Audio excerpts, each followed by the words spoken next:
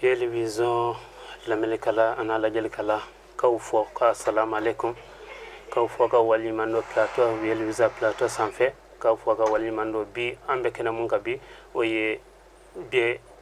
barakalaw bolola barakalaw ka kɛnɛ an bɔ o de ka bi an an balimakɛ ne yɛrɛ Amadu Jaja Mayiga an an balimakɛ an an baarakɛ ɲɔgɔn n bɛ kuma so kɔnɔ an bɛna kuma Galimani Tangal n balima salamu alaikum. Wa alaikum assalam wa rahmatullahi ta'ala wa barakatuhu. Somɔgɔ bɛ di? Baasi foyi tɛ somɔgɔw la. Alhamdulillah. Télévision teleso an b'u fɔ k'u waleɲuman dɔn.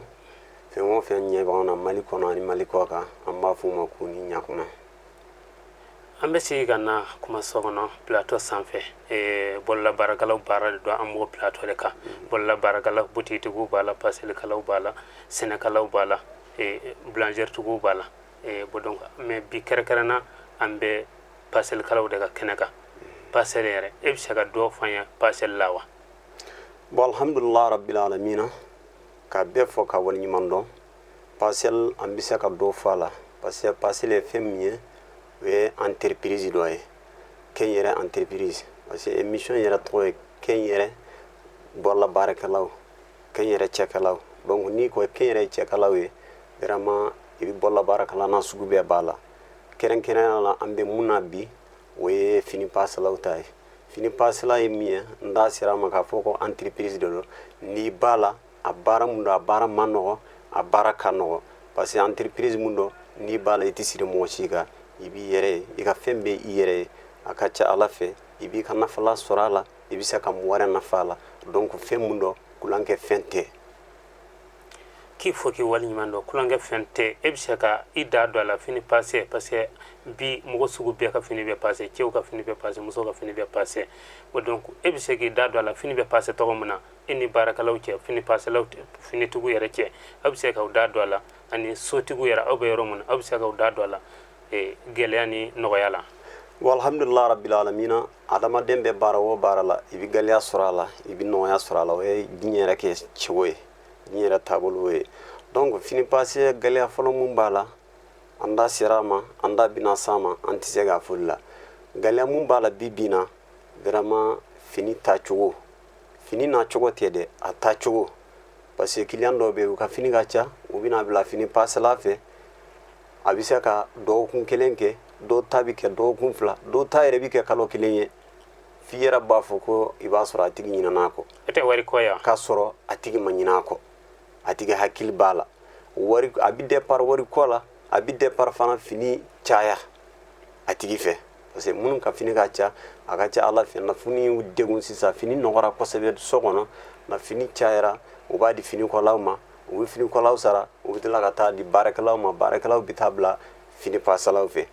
donc en tant que don ninnu ma ban dɔɔnin na minnu bɛ fini paselaw fɛ olu tɛ taa o sɛgɛn bɛ fini paselaw kan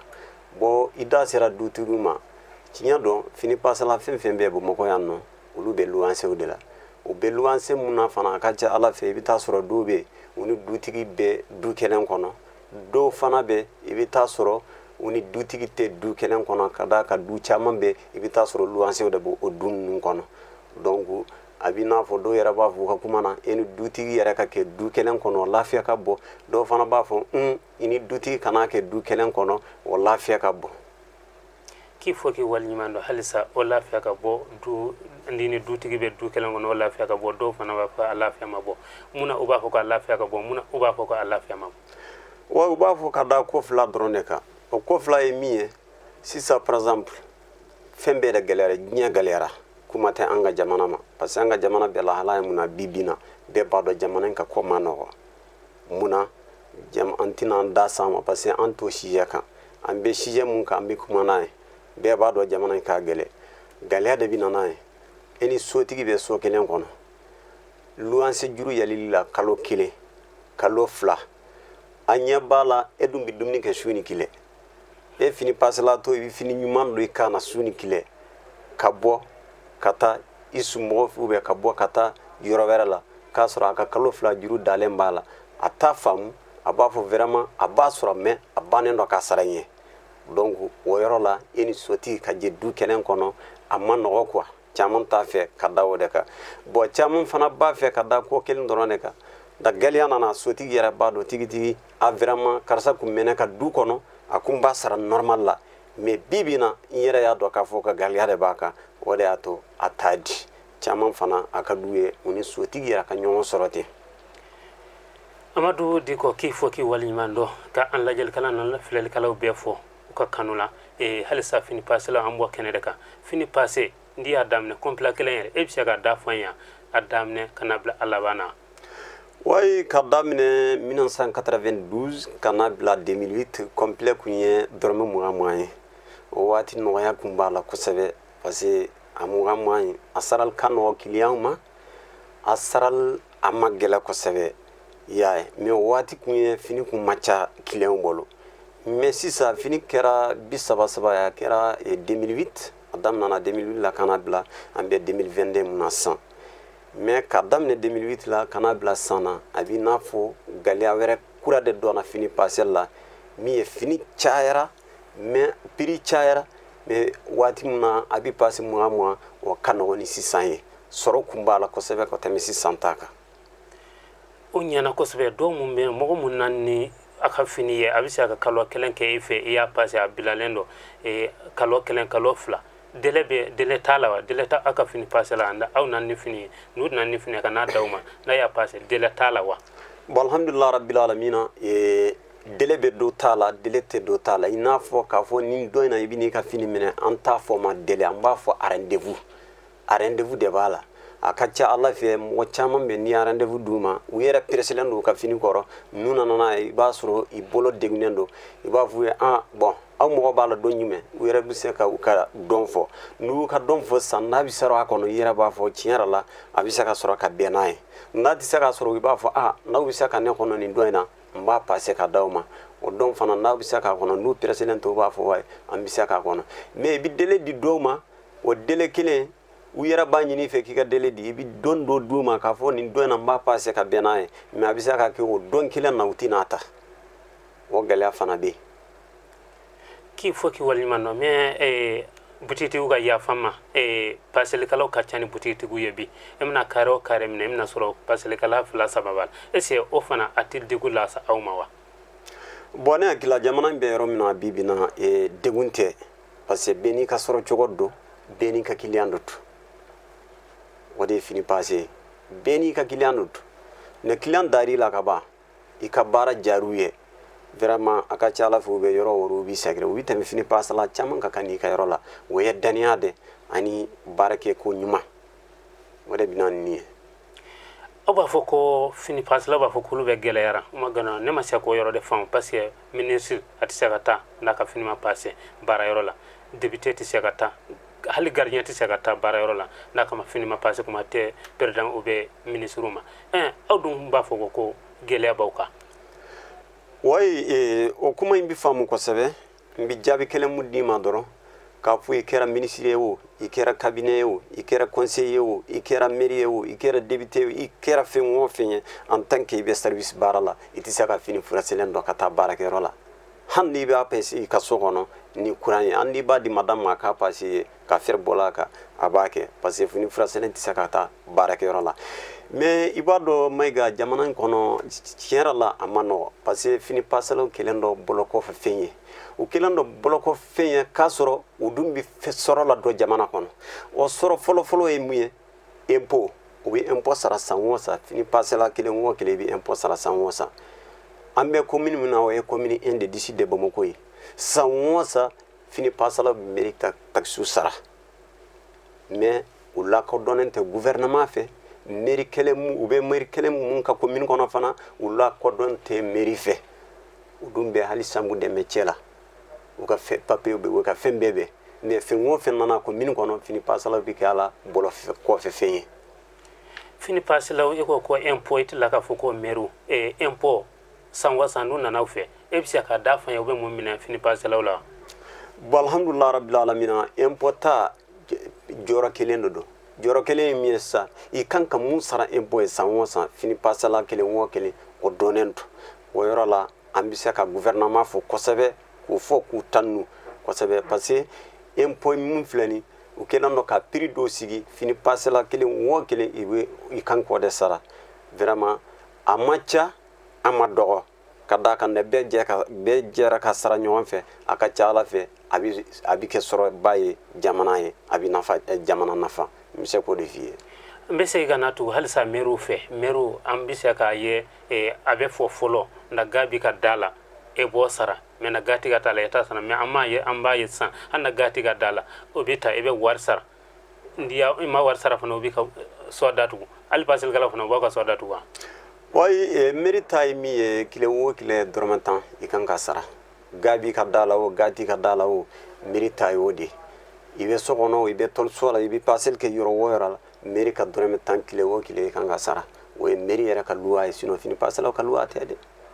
mairie ka luwa don wa a bi sara fana mais alhamdulillah rabbil alamin an ka commune 1 na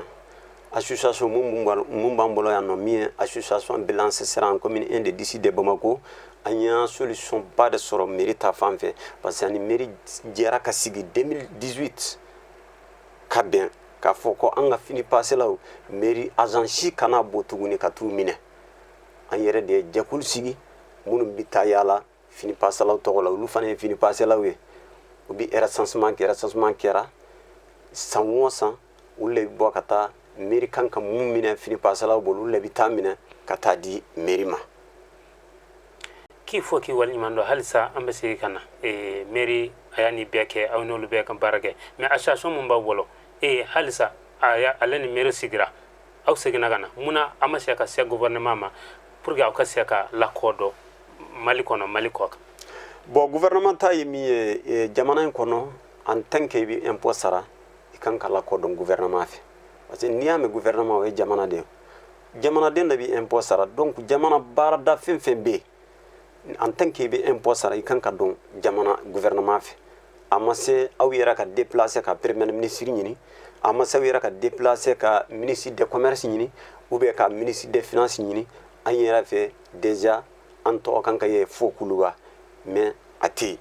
fini pasalaw ka problème ka ca dɔw ka fini bɛ se ka tunu i bolo u b'a fɔ i k'a sara dɔw ka fini bɛ se ka jɛni i bolo u b'a fɔ i k'a sara dɔw fana bɛ se k'a fɔ karisa ye ne ka fini tunu n t'a to ala ma n yafara a ma a caman baden de bɛ yen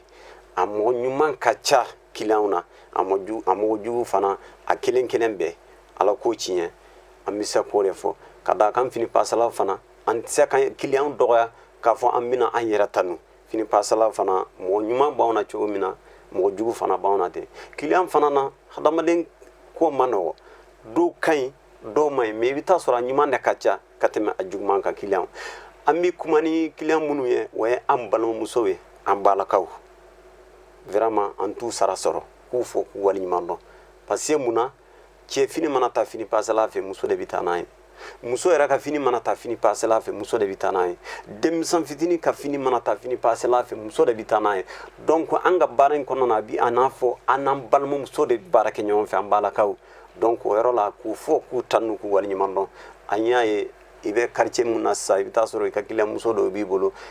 a n'a cɛ aw ka di kosɛbɛ aw bɛ baara kɛ ni ɲɔgɔn ye mais n'u ye du jɔ yɔrɔ o yɔrɔ ka yɛlɛma o yɔrɔ la hali n'a kɛra ba kɔfɛla ye a ka fini u b'a don mobile kɔnɔ ka na n'u ye f'i fɛ o ye daniya di donc vraiment an b'a la k'an t'u sara sɔrɔ mais an b'a fɔ u ka jija vraiment degun mun bɛ fini pasalaw kan a ɲɛ tɛ mɔgɔ si la n'u yɛrɛ tɛ ka d'a kan olu de bɛ na ni finiw ye k'a di fini pasalaw ma donc n'u sera ka teliya dɔɔni n'a pasera dɔrɔn a ka teliya ka taa o bɛ diya anw ye kosɛbɛ. cɛ ganaw fana o bɛ to a ka o den ka na kini taasani dɔ d'u ma o fana ka ɲi bon donc hakilila yelivizɔn fana a mununa ka taa yaala commune kɔnɔ ka taa yaala paselikɛlaw fɛ n'an ma fili e bɛ dɔ dɔn a la e bɛ se ka dɔɔni fɔ an ye a la. wa vraiment an bɔra yelivizɔn télé bɔra ka taa fini paselaw fɛ k'u ɲininka u dala kan na gɛlɛya mun b'u kan ani nɔgɔya mun b'u kan an ka jɛ k'a lajɛ ɲɔgɔn fɛ. ne tɔgɔ Suley Baylo bɔ dire bon fini pase o kɔni an ka baara dɔ dɔrɔn bon entreprise dɔ mɔgɔ caman ma faamuya parce que gɛlɛyaba de b'a la bon gɛlɛya min b'a la sarabɔ ko b'a la so sarako b'a la kelen gɛlɛya fana b'a la i ni dɔ bɛ ɲɛ i ni dɔ tɛ ɲɛ vraiment a ka gɛlɛn kojugu a ka gɛlɛn yɛrɛ yɛrɛ an tɛ se ka bila parce que an ka dahirimɛ b'a la n'i ka dahirimɛ bɛ fɛn dɔ vraiment i tɛ se ka bila bon gɛlɛya bon sɔrɔ b'a la gɛlɛya kɔni b'a la parce que impôt ko b'a la mairie ko b'a la bon donc a bɛɛ bɛ sara bon a jɔyɔrɔ min ye pour que ani mairie ni impôt bɛ se ka baara kɛ ɲɔgɔn fɛ parce que n'a ma ɲɔgɔn minɛ bon donc gɛlɛya ba de b'a la bon donc an bɛ ɲɔgɔn minɛ o de la kosɛbɛ pour que an bɛ se ka gɛlɛya nɔgɔya gɛlɛya sɔrɔ ka bɔ gɛlɛya bon gɛlɛya t'an ni ɲɔgɔn cɛ an bɛ ɲɔ baara la bi a bɛ san 28 mɔ nɔgɔya tun bɛ yen ka na mais sisan tiɲɛ la waati na gɛlɛya donna charbon kɔrɔ charbon gɛlɛyara sisan dɔɔni an kɔni an bɛ murumuru na ɲɔgɔn kɔ mais waati ka gɛlɛn dɔɔni ni nɔgɔya bɛ se ka don a rɔ fana aw yɛrɛ y'an minɛ charbon sɔrɔli gɛlɛyara awɔ a tɛ sɔrɔ mun y'a gɛlɛya bon min y'a gɛlɛya bon anw yɛrɛ fana yɛrɛ ka an sen b'a la anw yɛrɛ sen b'a la asa charbon ko fɛn min an tun b'a ɲini da min na fɔlɔ bon an yɛrɛ de ye gɛlɛya don a la n'o tɛ k'a fɔ ko yiriko de don yiriko fanba t'a la an yɛrɛ de ye gɛlɛya dɔɔni de don a la olu sɔn charbon gɛlɛyara bon charbon mɔrɔ a bɛ taa 1000 1000 ni 200 bon an yɛrɛ b'a feere 1000 ani 100 dɔw ye 1000 ni 300 an m'o feere 1000 ni 400 1000 ni 500 bon parce que n'i y'a mɛn fini bɛ passe a bɛ passe ni fɛn dɔ ye o a fɔlɔ ye furinɛ ye a filanan ye taabali ye a sabanan furinɛ jumɛn de bɛ k'a la fɔlɔ sani ka fer d'a kan o ye charbon ye donc fini passe tɛ se ka taa charbon kɔ donc ani charbon tigiw alhamdulillah rabbil alamin gɛlɛya tɛ yen parce que samiya in na ko ma nɔgɔ charbon bɛ bɔ kungo de kɔnɔ ka na charbon tigiw fɛ fini passelaw b'a demander o bɛ taa di fini passelaw ma o charbon bɛ yen bɔrɛ bɛ san n'i tɛ se ka bɔrɛ san i bɛ se ka détail sa détail ye min ye o b'a pèse kilo 1 darasi 30 i bɛ taa n'a ye i b'i ka baara kɛ n'a ye a ka ca ala fɛ gɛlɛya tɛ ani charbon tigiw cɛ bon gɛlɛya tɛ aw ni charbon tigi cɛ bon donc e yɛrɛ bolo sisan ɲininkali laban parce que wagati bɛɛ kan gɛn welekan jumɛn de bɛ ani ladilikan jumɛn de bɛ k'a ɲɛfɔ finitigiw ye mun bɛna ni fini ye anw fɛ ani aw mun b'a passe bon welekan laban ani ladilikan laban mun bɛ ne fɛ k'a ɲɛsin client ma client cɛ n'a muso denmisɛn fara maakɔrɔba kan n'u taar'u ka fini bila fini passelikɛyɔrɔ la u ka d'a la k'a fɔ u taara ni fini min ye fini passela ka bolo de b'a la a ka so sara de b'a la a ka denbaya dahirimɛ de b'a la parce que caman bɛ yan nɔ n'u muso tɛ yan dɛ muso b'u ka dugu la u fanu b'u ka dugu la o bɛ musaka fitinin mun sɔrɔ fini passela la ale de bɛ kɛ k'u ka dugu somɔgɔw dɛmɛ ale de bɛ kɛ ka maakɔrɔbaw dɛmɛ ale de bɛ kɛ k'u denmisɛn dɛmɛ ale de bɛ kɛ k'u ka musakaw bɛɛ kɛ donc u ka jija n'u taara ni fini ye u ka teliya k'a ta o de ka di an fini passaliw ye kosɛbɛ k'i fɔ k'i waliɲuman dɔ ka lajɛlikɛlaw ni lamɛnnikɛlaw bɛɛ fɔ baara ye heure ko de dɔ bɛ wuli dɔ bɛ sigi k'aw fɔ ka waliɲuman dɔ an y'ani de sɔrɔ passelikɛlaw fɛ bi